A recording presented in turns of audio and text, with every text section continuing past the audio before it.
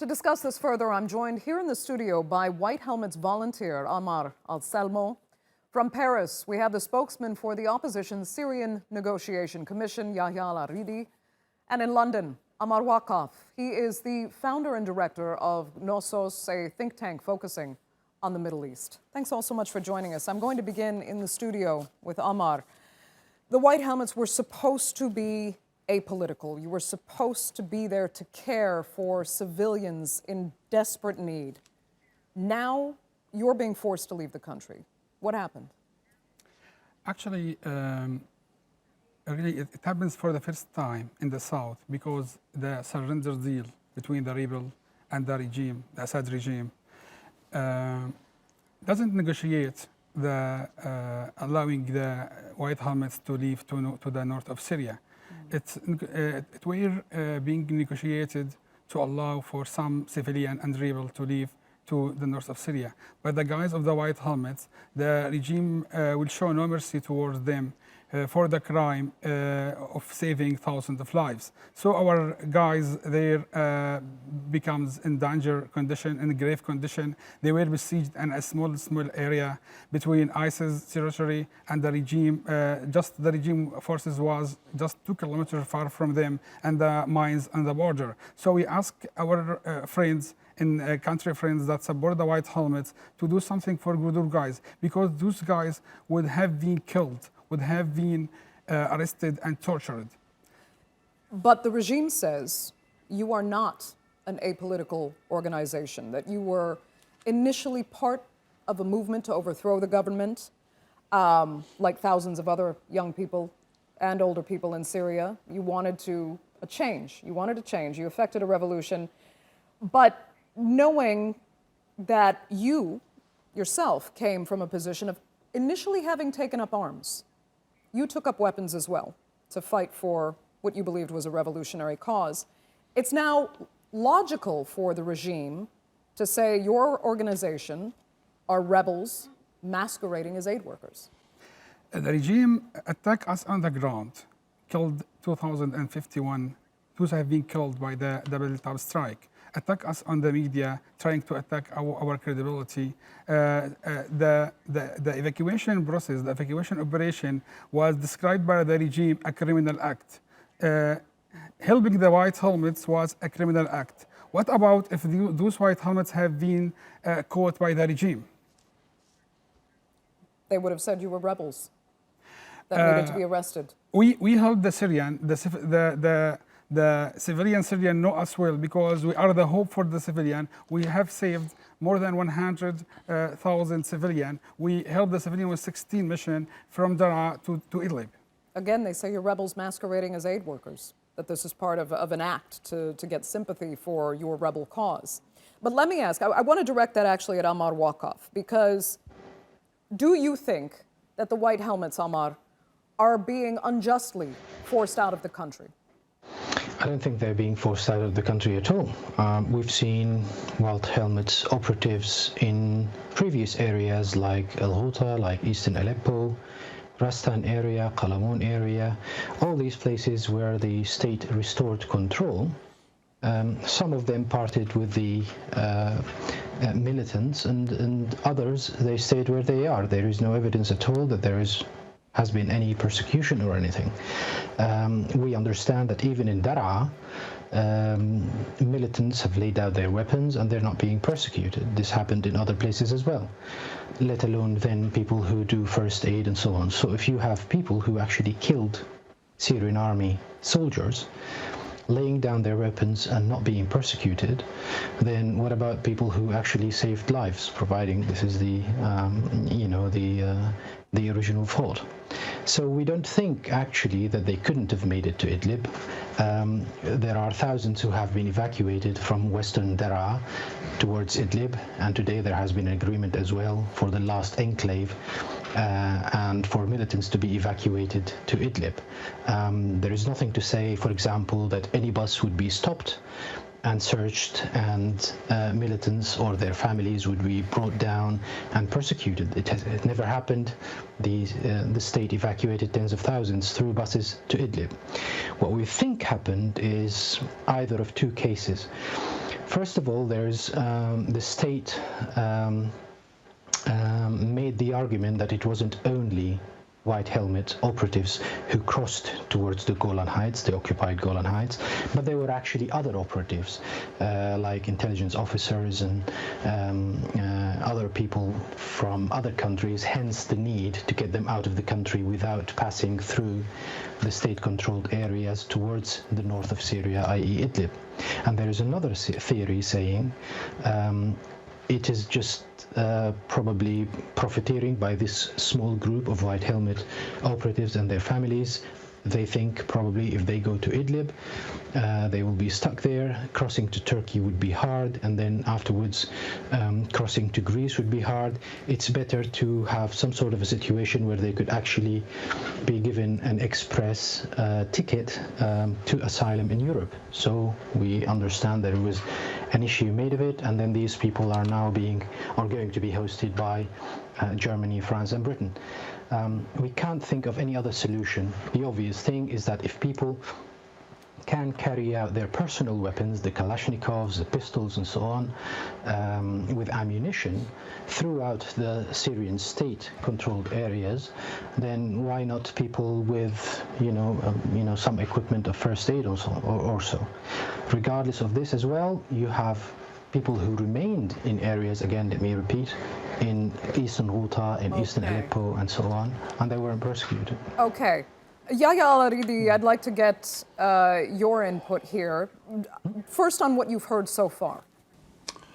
Well, good evening. Actually, I'd like to start with a key point that you raised to Ammar Waqaf. What is a criminal act for the regime? What is considered a criminal act for the regime? A criminal act for the regime is not just rescuing the lives of children, the lives of old men and women, and helping them pull them or get them out of, from under rubbles caused by jets bombarding and destroying buildings. And the image of that child, Amran, is still alive all over the world. Everybody knows it, and the white helmets were the ones who did that. That's one. Actually, what constitutes a criminal act is not just that. That's considered to be a real crime for the regime, because you wanted just people to be under rubble and nobody would rescue them. Post on a Facebook is considered a criminal act against the regime. A call saying that we are not happy with this regime is considered a criminal act. A no for the regime is considered a criminal act, let alone those people who are doing something against what the regime is doing and what Russia is doing in Syria. Now, there is a special hostility that has developed between the regime and Russia. Why? Because those white helmets people, not only eyewitnesses, they were actually helping to rescue people. On the other hand, their testimonies are real documentation of crimes being perpetrated by the regime and its supporters. And this turned them into a real enemy. Okay. And they always considered them to be criminals, to be traitors, even to be part of a savage and terrorist people. Okay. On the other hand, look at a paradoxical case. Just one final thing. A paradoxical case. Now, those people were besieged. They had nowhere to go. That's one. Whereas Daesh, which is treated as a terrorist organization by the whole world, is carried in conditioned buses, unlike the studio here, because I'm sweating because it is so hot. In conditioned buses from western Syria to eastern Syria and Qalamun. They were also taken from southern Damascus, taken close to Asweda, near the villages. Yesterday, they massacred 200 people, the Daesh people. And who brought them to those villages? The regime brought them there. Okay, but let me ask you this very quickly, Yahya. The Daesh people were the ones rescued, whereas the others, the white helmets, are not rescued. Right. And they were accused of being traitors because they went through Israel to Jordan in order to fly to Europe to get exile. They wanted that, they wished that, they didn't wish that. And well, they wanted to continue helping their people, but the whole world turned into a small one for them because of the regime and its supporters. You raise that important point again, and this is what has also helped the regime claim that these white helmets are effectively foreign agents.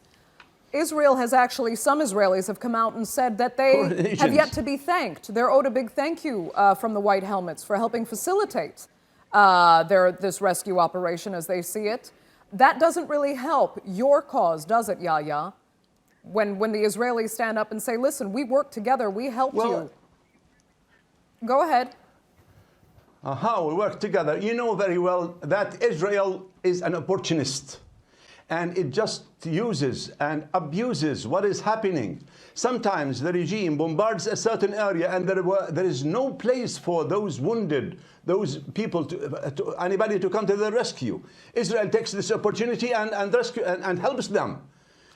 They didn't want to go through Israel. They didn't want Israel to come to help, but Israel does that in an opportunistic way. Why? To defame them, to smear their reputation, to say that they are dealing with Israel, when in fact the party that is dealing with Israel and the party that's responsible for the continuity of the regime is Israel itself. Okay, yeah. Had it not been for Israel, this regime would have fallen a long time ago. Okay. And you know that from 74, no. Yes, go ahead. I would like to get back to the studio and get Amar Al-Salmo's sentiments on what you've heard so far. Do you think, first of all, Israel is seizing on an opportunity to say that they're playing a good role here?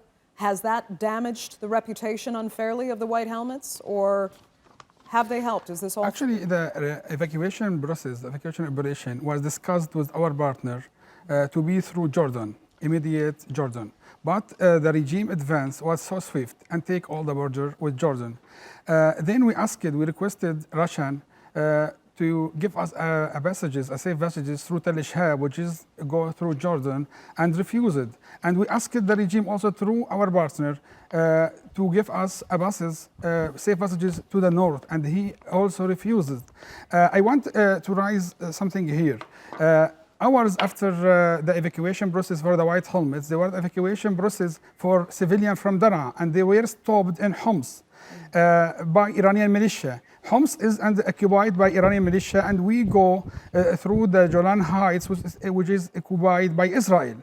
Right now, Syria is occupied by Iran and Russia and Israel. This is just this is not an option. It was the only way to save the lives of those. It was just death or life, and we chose life. Okay, I have to ask you though, Amar. I mean, have your ranks been infiltrated? You've been accused of having certain al-Nusra, even Daesh operators within your structure. Is that true? When Bashar al-Assad when he was asked about the White Helmets, first of all, in an interview, he said, I never heard about them. Then in another interview, he said that those is terrorists. In another interview, he said those agents of West, they are actors, staged attacks. Actually, we cannot depend on the source, the regime source, to judge the White Helmets. The White Helmets attack on the media was after the Russian intervention. They start to attack us on the media, bombarded the media with the constant lies and under to make people around the world try hard to distinguish between lies and truth. Okay. Because we show to the world what happened in Syria. We dismantle them. We strip them, because what happened in Syria, terrorizing the civilian, killing the civilian. Bashar al-Assad and Russian killed more than 1 million civilians, and they use all kinds of weapons, including the chemical weapons. Okay. Unfortunately, I'm going to have to give you the last word here. We are completely out of time for this segment of the Newsmakers. Very important and complex discussion. I'd like to thank all three of you so much for joining us.